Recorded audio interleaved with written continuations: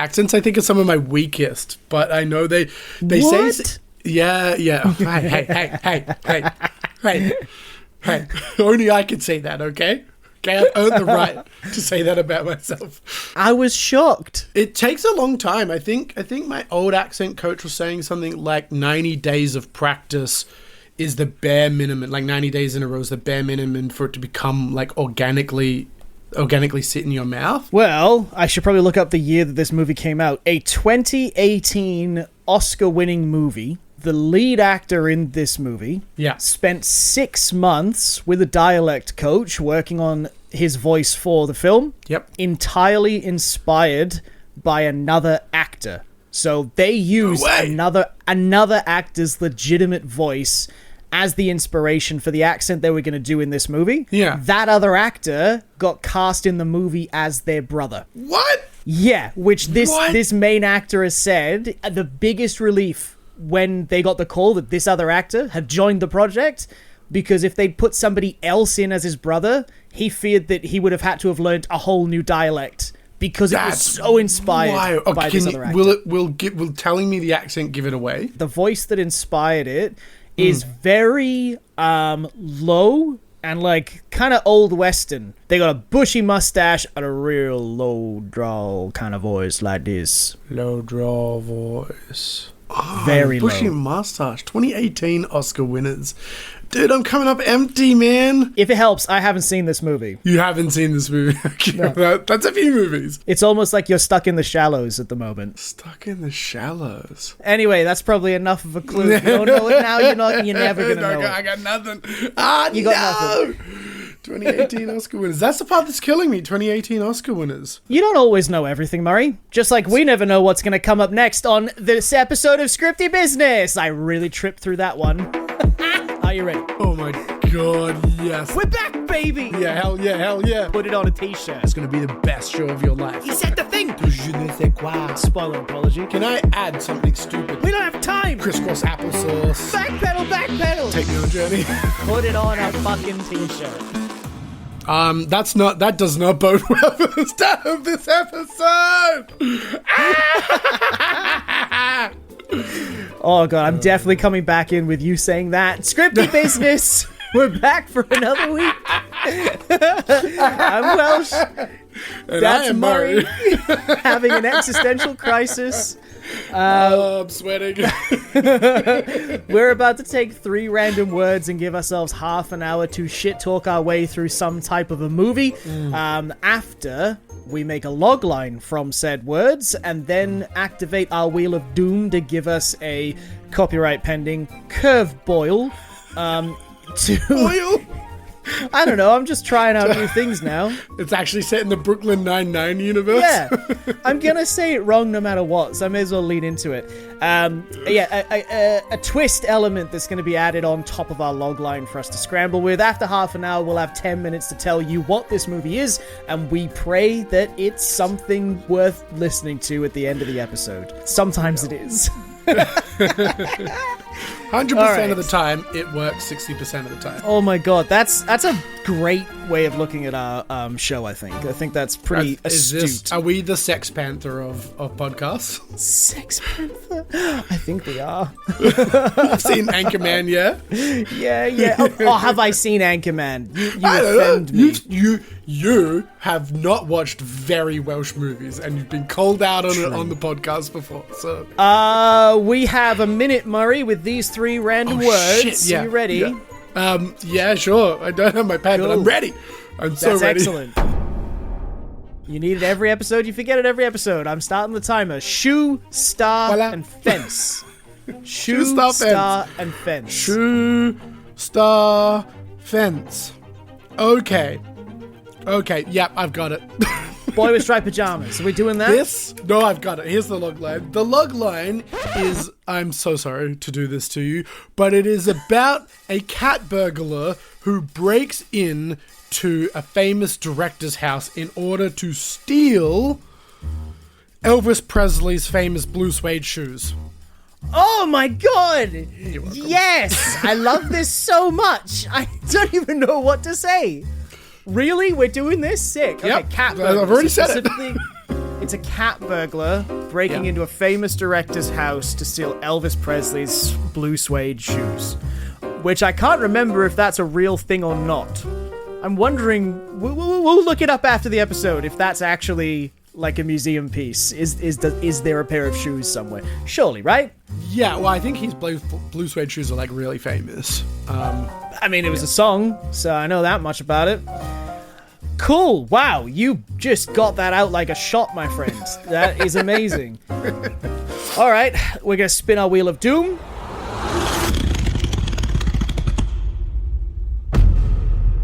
Political thriller. Oh my god, yes, that's so good. How is this is this gonna like potentially start a war? Like what are we doing with this Yes. to make it a political oh my god. thriller? Okay, so I think there's two ways to go here. Okay, there's oh my god, my mind is reeling. I'm so excited. There is Just get something out. Anything. Option 1. The stealing of Elvis Presley's shoes turns LA on its head and exposes a huge corruption ring or whatever, or something like that. Or starts like a massive, disproportionate manhunt for the person involved, which is like, ultimately not that big of a deal or crime, but because it's targeting the upper echelon, it like starts this massive manhunt. Okay, and the other one is that someone is trying to like bribe someone else in the political sphere, and the price is Elvis Presley's shoes. That's the only thing they'll accept to change this law or see this trial through or make a conviction or change the law or do something, right? And the price is Elvis's shoes because that is a very corrupt thing to do. Okay. My question to you is a cat burglar, isn't a cat burglar someone that is repeat offender, leaves a calling card, those sort of things? Truly, I don't know, but lock it in. They are in this movie. I feel like a cat burglar is... Or are they just someone who specifically steals cats and now they have to, like, upskill into shoes? That works for the logline. That would still suit the logline you've done, is that they normally rob cats. No, they steal cats. Hence a cat burglar. Or maybe they are a cat. Is this anthropomorphic, my God, like, humanoid yes. animal Zootopia? This is Zootopia political thriller about stealing shoes? Are we making cats and dogs, but they're thieves instead? I mean, look, cats versus dogs, that kind of has a bit of political sort of ramifications. There's like a UN of the dogs that are all working together with this secret intelligence. I haven't seen it. So. Yeah, dude. And the cat is trying to take over the world. That's the big thing. So there are big ramifications to the plot of that film. Are we live action right now, or are we animated right now? Oh my god, it depends if we're actually making this a burglar who is a cat. Because that's the thing. And also, you've said cats versus dogs, so this could be like real cats and dogs living in secret. It could be. Or it just could be like cats versus dogs. It could be like puppet cats as well. That's an option as well.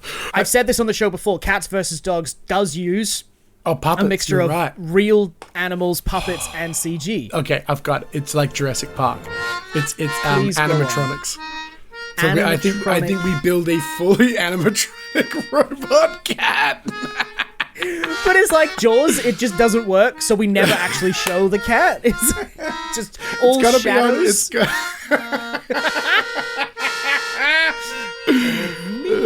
It's always on its hind legs, and it wears like a pinstripe suit and a hat. Okay. And it's really long. On an unrelated thing about this, when we say political thriller, I have to have in this movie a few key elements to make me accept this is a political thriller. 100%. One of which is a character meeting a suspicious, shady character in a car park at night, and that character is wearing like a trench coat, a hat, and has a briefcase with something in it. Okay. Were you followed? Did you come alone? And they open up the briefcase and it's 3 cats on top of each other. In the trench coat, I'm fine with that. Yeah. Totally okay with this. I feel like we have to do this now. I feel like we've joked about this enough that that's now the movie. Is it Bad Guys? You know, that Australian... Is that what it's called? The Bad Guys? Animation movie about the thieving crew? Yeah. Yeah. And the wolf. Oh, and wow. Yeah, it's a great film. Yeah, great film. yeah. So that I'm pretty sure that's Australian. Sam Rockwell's the Yeah. lead. Yeah. I love that movie. So is it that, or is it like Jurassic Park animatronics, cigar smoking cat? I feel like we can establish. Let's circle back. Let's circle back to that. Or It's Danger 5. Have you seen Danger 5, the greatest TV show to ever come out of Australia? Yes. Okay, it's that. You know, the unexplained captain with the eagle's head. But everybody else is like live action. And then, like the dog is very much a puppet that like breathes gas out of its face, and every like car scene is like Team America style, where they get like toy cars and they like Toy cars, yep. and they have them on string, and like the missiles go across on strings, and they're very clearly just like pulling it across the screen. A super low budget comedy movie done with like $100 for the whole movie, and that's the point as well. Okay. It's like an indie film. Anyway, I see us doing that. Let's make it cheap. Lock it in, 100%. Exactly that. I think we get Old Mate on the phone. Grand Budapest Hotel. Wes Anderson. We get Wes Anderson on the phone. We say we slap him across the face as hard as we can and say, "No comedy. You're doing a dramatic film. Off you go, boy." Do you know what? I've just realized that we're going to have the lead character is a burglar who is a human with a paper mache cat head, and it's not going to be explained for the whole movie. The only reason it's there is for us to justify the logline of cat burglar. And that's it. There's no explanation, no other animal characters. It's just the cat. Paper mache head. I like that. Can we put a little robotics in there to get the mouth to be like mom, mom, mom, mom? I think it works to not. It's okay, great. just picture a dramatic scene between the cat, which is all we call the character. It's the cat having a like really heart-to-heart or breakup moment with the female lead, and she's crying, and then it just cuts to the cat, and it's just the paper mache head, deadpan, as they're delivering lines. Unless they're a silent character as well, which would be kind of fun. It's just a man with a cat head that doesn't talk. That's also very fun. And we could allude to that a lot. What's that song? Gray. Everything turns gray. Oh my god. Doesn't matter. Internet meme. Fade to Grey? Is that what? Yeah, Fade to Grey. Is that what it's called? We fade to grey. That song? Otherwise, I don't know what you've just done. Maybe. But that should play in the background while they're having the breakup. I cannot remember the title of the song. We're definitely talking about different songs, but that's okay. Beautiful. Great. It's typical us. Okay. Silent. Yes, this all works. Now, political. Yeah, Let's get into that. I think the price is the shoes. I think that's that's an easier plot line to figure out to start with. So has he been hired to steal the shoes by a politician? And that gives us the car park scene of the person in the trench coat with the wide brim hat giving him a briefcase of money to go and steal Elvis's shoes. Yes, I love it, but I think we create a bit of distance. I think it's someone wants something from this politician, say changing a law or, accusing a particular person or accusing someone. Something really important. There's like a really big political play, and this other party that's trying to initiate that has hired the cat burglar. So it's like this person's gone to the politician and said, "I need this law changed," and they go, "I'll do it for Elvis's shoes." Blue suede shoes. We're exploring corruption, and they're like, that's at I don't know. Let's just put it on a director. Who's a famous director? James Cameron. Let's do James Cameron's house. That's at James Cameron's house in his museum in his mansion of the movies. He has like a private props. museum in this, and there's like they have his big giant submarine that he went down the Mariana Trench in. Yep, the necklace from Titanic. Yeah, the necklace from Titanic. A full-on Na'vi from Avatar, just like. Oh no, he's got real people dressed up as Na'vi in a cage. Have you seen that Nicolas Cage movie about Nicolas Cage? Unbearable Weight of Massive Talent with him and Pedro Pascal. It's been on my legitimately. That's also I've suggested that movie. I've suggested that movie to Kate like 25 times, and she's never in the mood to watch it. I know. This is now not. Go ahead and watch it. I will. The guy loves Nicolas Cage in that movie, and he has a whole museum of his artifacts. So I think we do exactly that. But I think James Cameron Loves Elvis Presley. I think he does, but I think he loves the arts, like the LA art scene, and he loves like American. I think he actually famously does like American art. So he has collected artifacts from all across like American artistic history. I don't think it's just James Cameron stuff. Murray, I just saw in my brain the coolest scene of this where oh my god, the cat, take me on a journey. I'm taking on a journey. Okay, we have a scene where the cat is burglaring. Is that a word? Burglarizing. It is now. He's burglarizing James Cameron's mansion and he's sneaking in and it's all going well.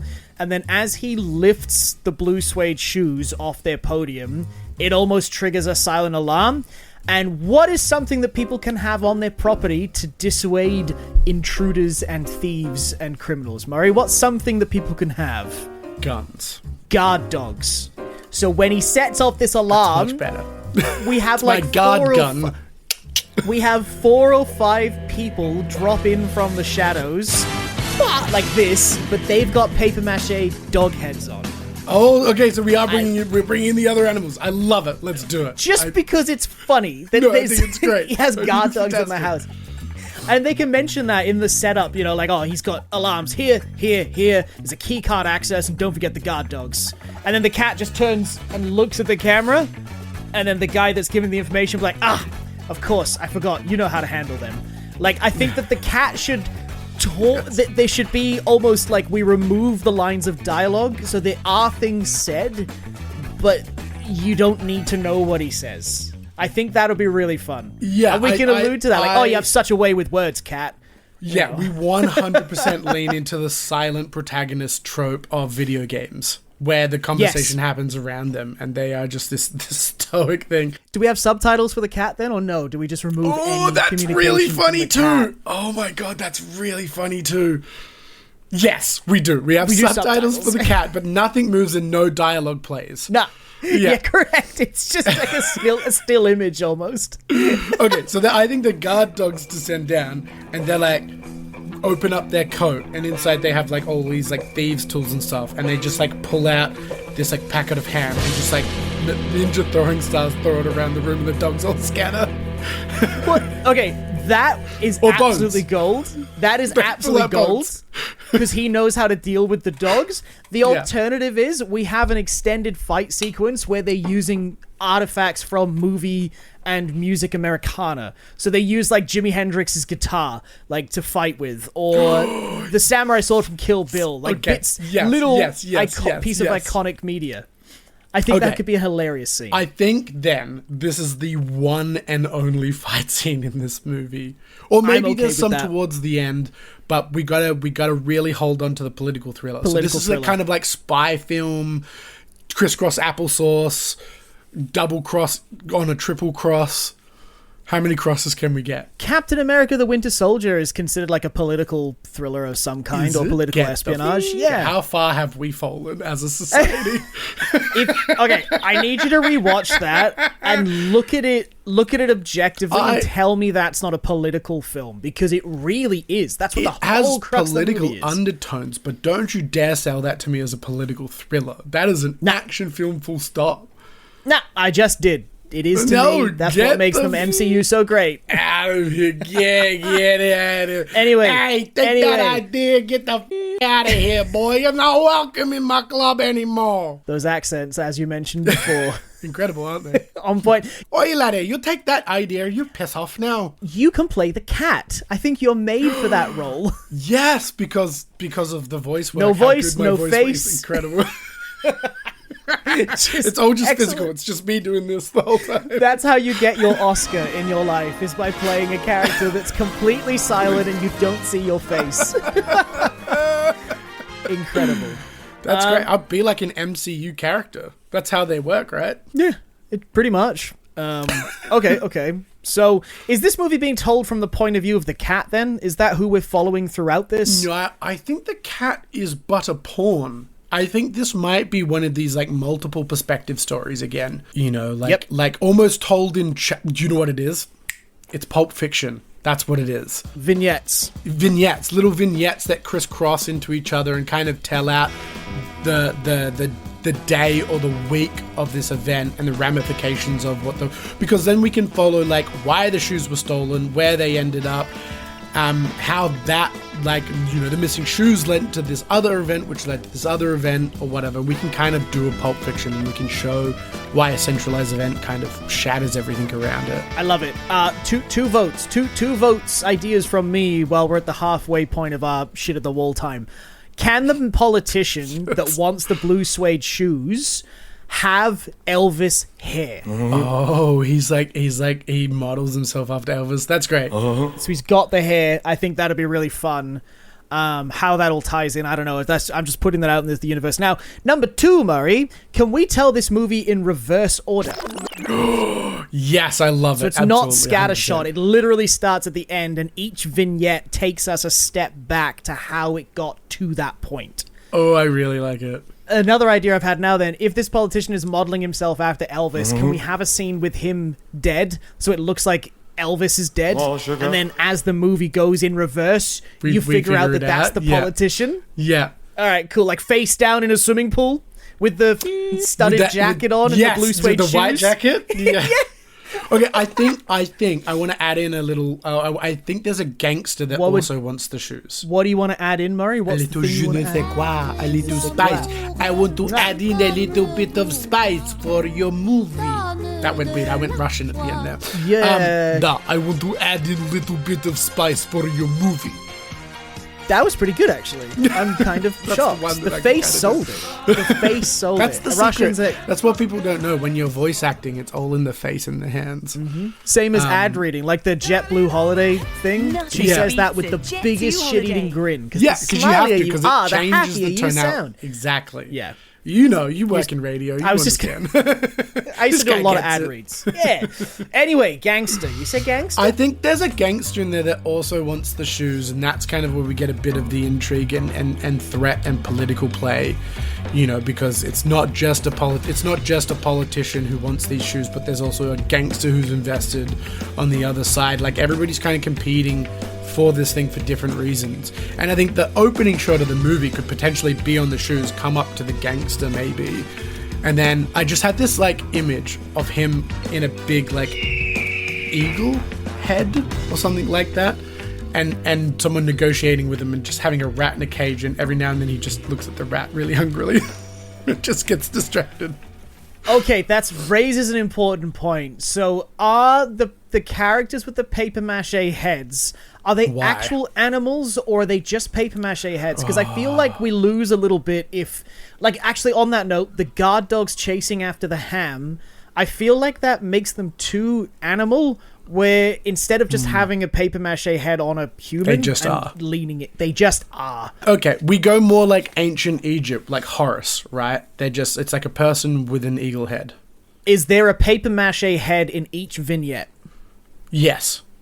Excellent. 100%. Another thing, another party that wants the shoes is Lisa Marie Presley. Elvis's ex or whatever. Yeah, to reclaim them back. That's very cool. That gives you another person wanting it, so that kind of ticks that box in a way for you. Okay, so then she should maybe hire some mercenaries or something. Yeah, sure, that works. Did Elvis have a kid? A daughter? Yeah. I don't know whether Lisa Marie is the ex-wife or the daughter. Oh, let's say Elvis's daughter wants the shoes back. Lisa Marie Presley is the daughter of Elvis. Perfect. Yes. Okay. Yeah. And she died 2 years ago. Damn it. Okay. No, that's fine. Priscilla Presley. Piece. What about Priscilla? Priscilla Presley. No, she's the ex-wife, I think. She's 80. She's still alive. Let's go. She was married to Elvis. Priscilla Presley. Stay alive, you old bitch, because we need you for this movie.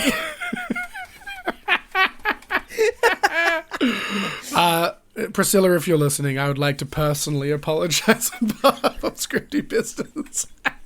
And also, thank you for listening. Oh, god damn it. Anyway, yeah, she's in it. Oh my god, so good. I think she should play herself. Yes, that's what I'm saying. That's why she needs to stay alive. Yeah. Cameo. So at the end of the movie. You know what I mean? Maybe we see somebody take the blue suede shoes off the dead politician in the last scene. So it's almost like... It's literally like Pulp Fiction now is where we're going with this. Where it's got the briefcase with the soul in it. Yeah. So Yeah. that's what we're doing, but it's the blue suede shoes that everybody's after, and through the vignettes, they need to pass hands back to where they started, which is James Cameron putting them on a podium in his mansion and walking away like that scene from Raiders where the guy puts the box in the warehouse and walks away and it shows all the other boxes. That's what the movie ends with, just like that. Yeah. I think he's got a handmade plaque that he fixes in and puts it there, and it's all 100%. Excellent. Yeah. That's so good. Okay, I love that we're building this movie backwards, because this is actually, it works well for my brain and I can't explain why. I don't know why this works well. It just makes perfect sense to me. So, politician death, but we think it's actually Elvis and female hands picking up the blue suede shoes, maybe. With a ring on it, there needs to be an identifier on the hands that pick up the shoes to tie back to another character in an earlier scene, because we're not going to get anything that happens chronologically after that scene. So if we open on, if he's floating there, can we have someone blurry in the background, maybe off screen, dive into the pool, and it's actually her? It's actually Priscilla. Do we see her? I think we see like a blur or a bit, or it's shadowy, or we see a silhouette, and then we cut around her, but I think she dives into the pool. If he's just dead on the floor in a pool of blood and it looks like Elvis from behind, and then he's in a pool. Is the pool empty? Is that why it's sure he's in an empty swimming pool? Great. He's a pool of blood. Anyway, we need then a way for a person to pick those shoes up without showing a face or a voice. So if it's gloved hands or it's got a ring on a finger, so that then in another scene we see that person with the ring. You know what I mean? Okay, let's introduce a motif then. Right? Oh no, Murray! I've just thought of a spanner. I'm so sorry to cut you off. Okay, I need to say this. Yeah, we said that the vignettes would connect by the person taking the blue suede shoes, but we're telling the story backwards. Yes. So how do we connect the vignettes now? Okay, so the way in which they're reverse connected. So you do the inverse, right? So your opening of a scene is where the next scene ends. So if it opens on him floating in the pool, then the next scene ends with him floating in the pool. Or the moment just before he floats in the pool. I love that you're so obsessed with him being in a pool, by the way. I really That's what do you like said. You said it. I'm rolling with your punches. Okay, I've said on the floor multiple times. He's dead on the floor. And you're like, pool. I might have said pool. I might have said pool earlier. I will hold my hand up to that. Very good. I didn't hear you say, but I've said on the floor multiple times since. I've not heard of one. Like, yeah, he's in a pool. He's floating. And I'm like, or he's face down on the floor in a pool of his blood. You're like, yeah, pool. Like, no, that's probably where I got it from. I keep saying. Well, he's in a pool in my head, Cannon, and you can't take it out because it belongs in my head. He's in a pool now, but the blue suede shoes are going to get ruined from getting wet. Maybe that's the irony of it. Oh, Murray, yes, they get destroyed. Okay, I'm back in. He's floating in a pool face down. And we can just show the blue suede shoes soaking up the water and getting how absorbed? What do you think blue suede leather is made from? I don't know. I know you can't get suede wet though. I know that's a whole thing. It stains it. Okay, it just shows the blue suede shoes clearly wet in the water. Yeah.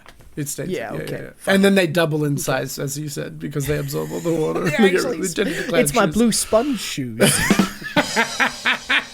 Is this a prequel for SpongeBob SquarePants and the giant shoes that he wears? A pair of eyes just pops up on the shoes.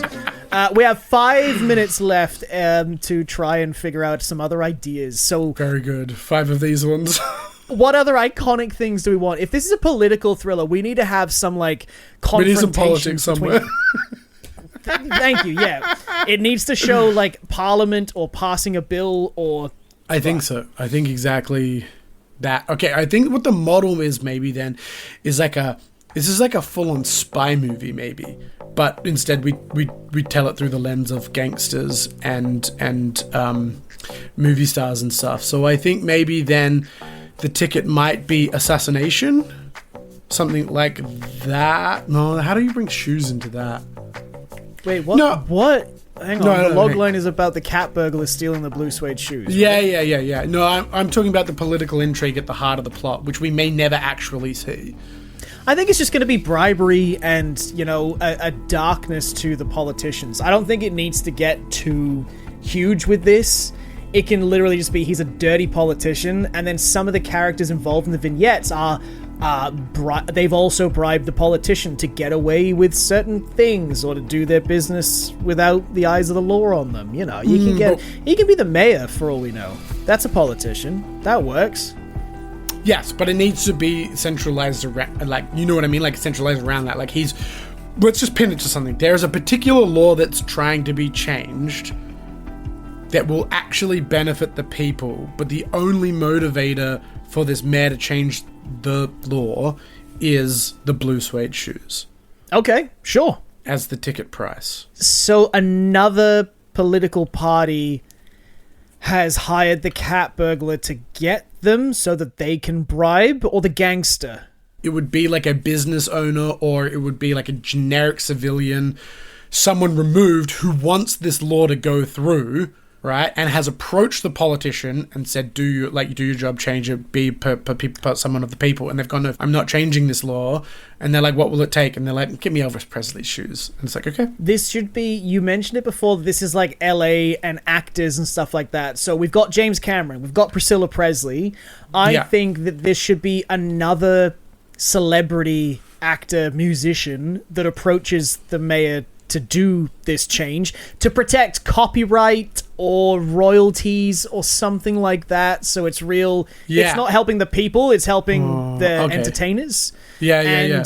So it's kind of, we don't really care. And then they approach the burglar, who is a cat, a la the cat, to go Which in is and the burgle title the of the shoes movie, for by the way. them. A la the cat. I love the cat. AKA the cat. AKA the cat. The cat is great. Done.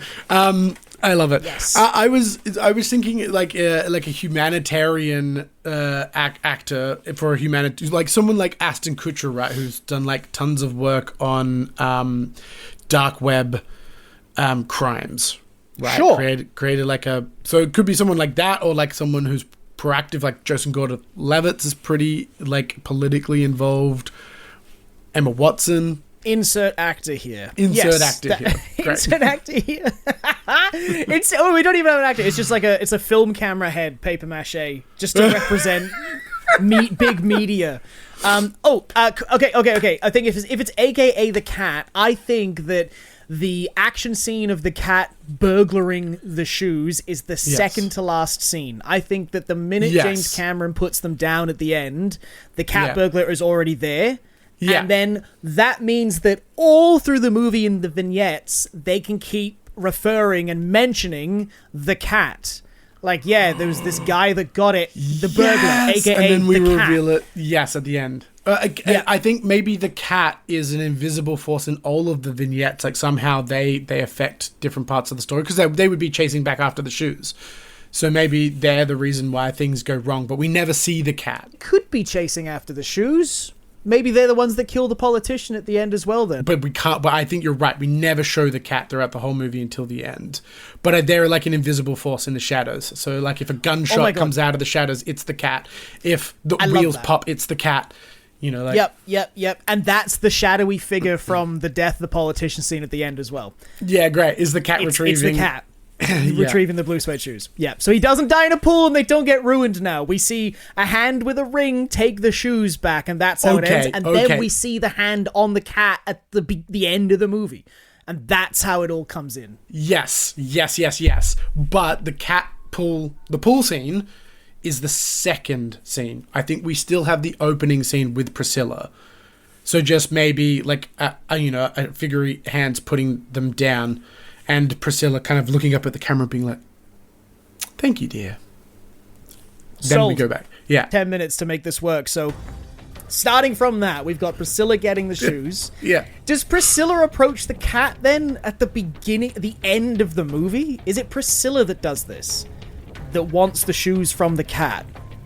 No, I think she needs to be a different party that somehow gets embroiled in this. Otherwise, there's only one plot line in the like we don't have competing things anymore, because Priscilla was the like she hired mercenaries originally in the original idea to do this. So if she circles back around and hires the cat to finish the job, then that's also character growth for the cat to be whoever originally hired them. They're going this like altruistic route.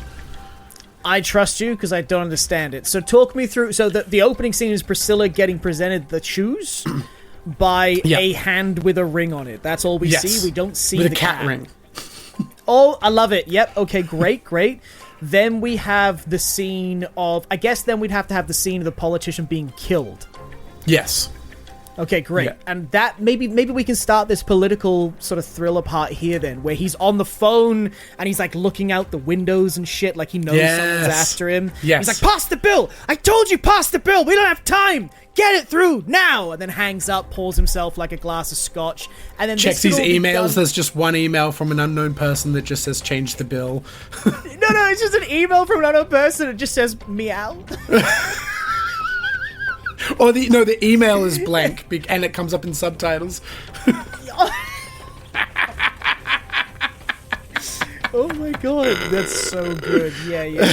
Okay, cool. And then he drops the glass, and then we can almost have him... I kind of see this, and I don't know how you feel about this, of him sort of turning and staggering and making eye contact with the camera, and be like, it was you!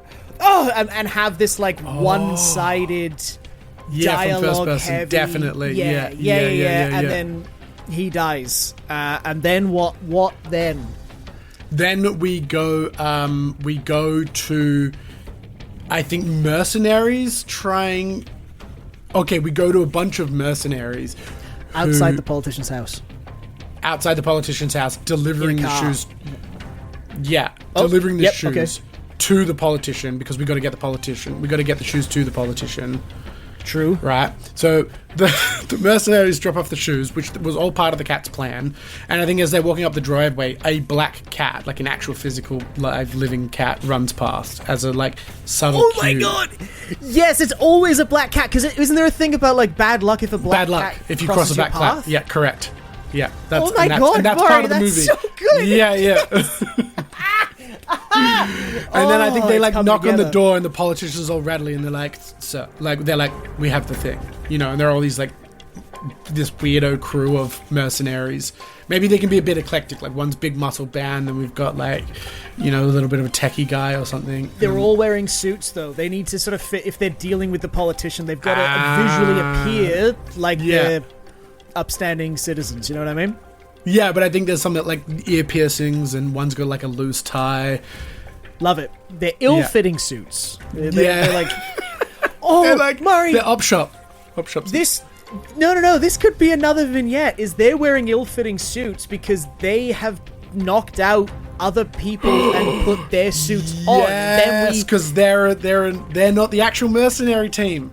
They're doing it to get a payday. So they do a swap of briefcase. They need to do a swap of briefcase. We need to do lots of briefcase swapping in this, I think. Yes, which would be great. Do you know what I think we need? I think at every moment we should like twist our vignettes. It's like, oh, these are the mercenaries who were hired to like hand it off, but then later in the movie we show that they aren't the mercenaries. They were a different group of mercenaries brought in who killed the original mercenaries and took their suits and pretended to be them for the rest of the movie.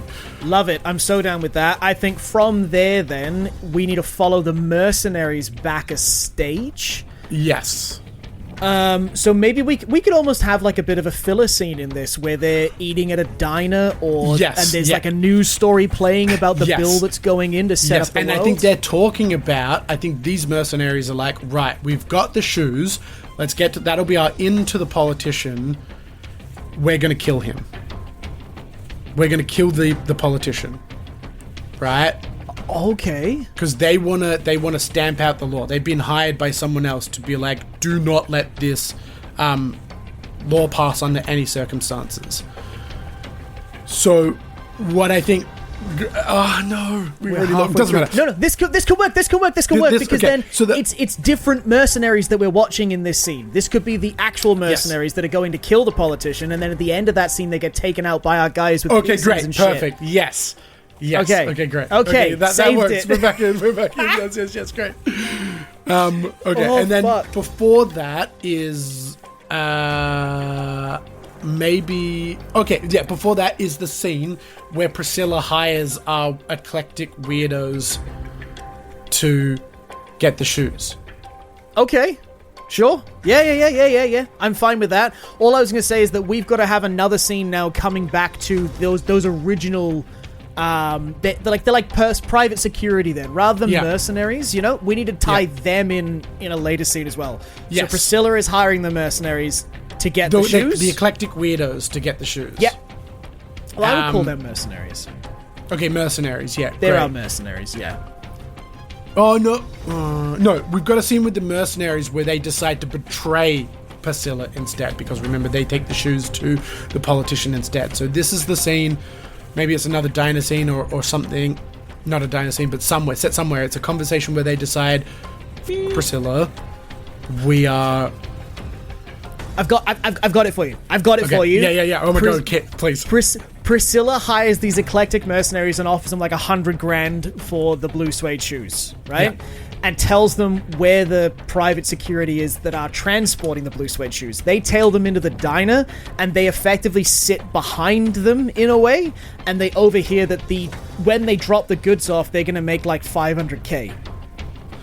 And then they're like, oh, yes, we're just going to hand them over because we've got no skin in this. And then the next vignette would have to follow Priscilla. Maybe she's involved in the law being passed, and that's why she knows about the shoes being delivered to the politician in the first place. Yes. That's where she gets that from. Yeah. Okay, cool. 3 minutes. We're making it through. Okay. Is this like halfway through the movie at this stage, or one act? No, I think we're like halfway through the movie. Like we're big way through. Like I think these are chunky scenes. Like in Pulp Fiction, there's only like 8 scenes or something like that. Like amazing. 8 story things. Yep. So Priscilla and the law. Maybe she is a celebrity endorser for another politician that is combating the law or something. I don't know. Maybe she is involved in a court case around, as you said, copyright because. What's been happening. Maybe someone's used Elvis in a way that like doesn't train AI. There relevant. You go. Great. Yep. Yeah. So this. Yeah. Exactly that. Great. Perfect. It's exactly that. It's AI protection laws. Yep. And is he blocking the bill then, like the politician, or is he passing it? I think he is I think he's passing new laws that makes the like use of someone else's like likeness. Or like personal assets, voice, face, actions. Like what Disney is doing at the moment. Illegal. Yep, they're training AI. It's like a thing. Yep. Okay. But you need to personally hand over your permissions to have your likeness used for a specific thing. Okay, so that's a cool vignette of her being involved in that. I think the next vignette then should be the bad politician that the movie ends with dying, and whoever is involved with Priscilla's side in like a court office or with a judge or something arguing the passing of the law to tie those characters in and those stories together. And yes, but then we also need the oppositional force in that scene too. So whether it's another politician, whoever hires the kill squad needs to be in that scene. And needs to kind of be losing ground. No, sorry, we need a scene before that where they hire the kill team, and then we need this scene where they're losing ground, which motivates them to hire the kill team. Okay, great. And the kill team can be the dogs? No, I'm kidding. We have 40 seconds at the left. diner, they can all be dog heads if you want. I love that. Yeah, sure. Okay, we got 30 seconds left. It's that poker. It's a poker table. It's a poker table. They're playing poker. Yes. Okay, great. In a casino. 30 seconds left, and then it's going to have the cat fighting the dogs, the cat breaking into James Cameron's house, and James Cameron putting the blue suede shoes on the thing. Yes. Okay, but if we're using dogs, why? That's a confused image. If we use, are we fine with that? That there's it's no longer the dogs are no longer the kill squad. Then the dogs are just the guard dogs against the cat, because the cat's like solo scene with the action being against paper mache dogs. Yeah, that's great. And then it's James AKA Cameron putting cat. it in. It's James Cameron putting it in there. AKA the cat. I love this. The cat is that black cat. Obviously, we mentioned it. Oh yeah, it's in every scene. Yeah. There's We already a said cat that crosses their path in every scene. Every time, yes. Yeah. Amazing. We could spend so much longer on this. It's very funny. I think we fleshed out enough. I think we did enough Do you there. know what? I'm so proud of us for like talking shit at the start throughout the whole podcast, and in that last 10 minutes just thinking quick. Just helps. and laying the whole movie out. It really helped, though. I think that we threw enough shit at the wall that then when we had to figure everything out, we could take beautiful. pieces of shit off the wall because there was enough of it. And Can build you- our shit I'd path. like the G4 shit. Could you scrape that off for me? Thank you. There is a version of this. I've said this off camera. There's a version of this where we do write down everything on like cue cards and slide them around into a movie shape. Oh, that So would be very fun. there is one day when we have the funds, and production team behind us to do that, because we need another person writing all this shit down. It's true. We do. Wow, I feel good. Wow. Wow. If you also said wow, make sure that you like and subscribe to whatever platform of choice you're using to ingest true. this material, whether that's watching us on YouTube, listening to us on Spotify, If you or have Apple imbibed this Podcasts. podcast today, please consider liking us. What's the one up your bum? What's the Shelfie? if you have colonoscopied this podcast Enema? into yourself today? Enema. There we go. If you have absorbed this information through enema, go out and find us on Coffee, not Ko-fi, like I Yes. keep calling it. Yes. And K-O buy dash us F-I. coffee. A Ko-fi. Buy us a Ko-fi, or a chai Ko-fi for me. You can give us a tip. You can subscribe and give us a membership, which we will you give don't you drink more coffee? content for. I drink dirty chais. I don't drink coffee. Like a long black, I've known short you black. for a very long time, and I this just didn't retain. And it sucks because every party and like corporate event, espresso martinis are free. And it's like, that noise. I do not want an espresso martini. That's Give me incredible. beer. That's 13 years of friendship right there. 13 years? Maybe more. Maybe more. We really know each other, as you can tell. I do know that Murray's Instagram and social handle is at Murray vs. the World. I can That's tell you true. that You much. do know that now. Not the other one I kept saying. I'm at S.A. Welshie, and you can find at Scripty Business wherever you like, and we'll see you next time. I think that... did I tick all the boxes? I hope so. You've ticked my box, and that's all that matters. You're too kind. This episode was edited by Luke Wilkinson Turner. The intro music was provided by Facilian Studios. The artwork was made by Justin MacArthur. This has been a Scripty Business production. Talk shit, think quick, and remember, we love you.